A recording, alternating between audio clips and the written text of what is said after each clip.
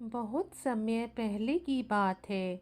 एक वृद्ध सन्यासी हिमालय की पहाड़ियों में कहीं पर रहता था। वह बड़ा ही ज्ञानी था और उसकी बुद्धिमत्ता की ख्याति दूर दूर तक फैली हुई थी। एक दिन एक औरत उसके पास पहुंची और अपना दुखड़ा रोने लगी। बाबा, मेरा पति मुझसे बहुत प्रेम करता था, लेकिन वह जब से युद्ध से लौटा है ठीक से बात तक नहीं करता। युद्ध लोगों के साथ ऐसा ही करता है। सन्यासी बोला, लोग कहते हैं कि आपकी दी हुई जड़ी बूटी इंसान में फिर से प्रेम उत्पन्न कर सकती है। कृपया करके आप मुझे वो जड़ी बूटी दे दें। महिला ने विनती की। सन्यासी ने कुछ सोचा और फिर बोला, देवी, मैं तुम्हें वह जड़ी बूटी जरूर दे देता, लेकिन उसे बनाने के लिए एक ऐसी चीज़ चाहिए जो मेरे पास नहीं है। आपको क्या चाहिए, मुझे बताइए, मैं लेकर आऊंगी। महिला बोली, मुझे बाघ की मूंछ का एक बाल चाहिए। सन्यासी बोला। अगले ही दिन महिला बाघ की तलाश में जंगल में निकल पड़ी। बहुत खोजने के बाद उसे नदी के किनारे एक बाघ दिखा। बाघ उसे देखते ही दहाड़ा। महिला सहम गई और तेजी से वापस चली गई। अगले कुछ दिनों तक यही हुआ। महिला हिम्मत करके उस बाघ के पास पहुंचती और डरकर वापस चली जाती।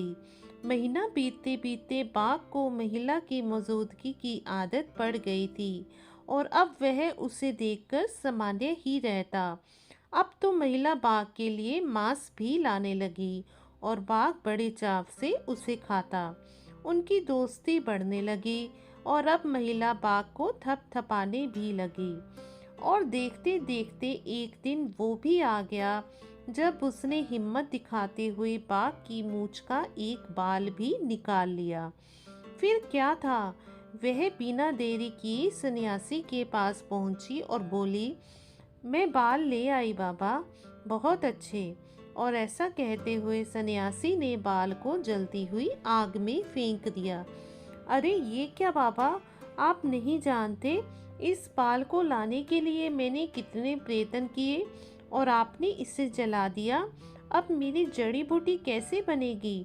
महिला घबराते हुए बोली, अब तुम्हें किसी जड़ी बूटी की जरूरत नहीं है। सन्यासी बोला, जरा सोचो, तुमने बाघ को किस तरह से अपने वश में किया।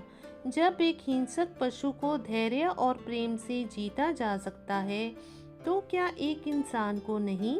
जाओ, जिस तरह तुमने बाघ को अपना मित्र बना लिया, उसी तरह से अपने पति के अंदर प्रेम भाव जागृत करो। महिला सन्यासी की बात को समझ गई थी और अब उसे उसकी जड़ी बूटी भी मिल चुकी थी। तो दोस्तों, अगर आपको हमारी कहानी अच्छी लगी हो तो हमारी वीडियो को लाइक कर दीजिएगा, शेयर कीजिएगा और ऐसी ही प्रेरणादायक अच्छी अच्छी कहानियाँ सुनने के लिए हमारे चैनल को सब्सक्राइब भी ज़रूर कर दीजिएगा। धन्यवाद।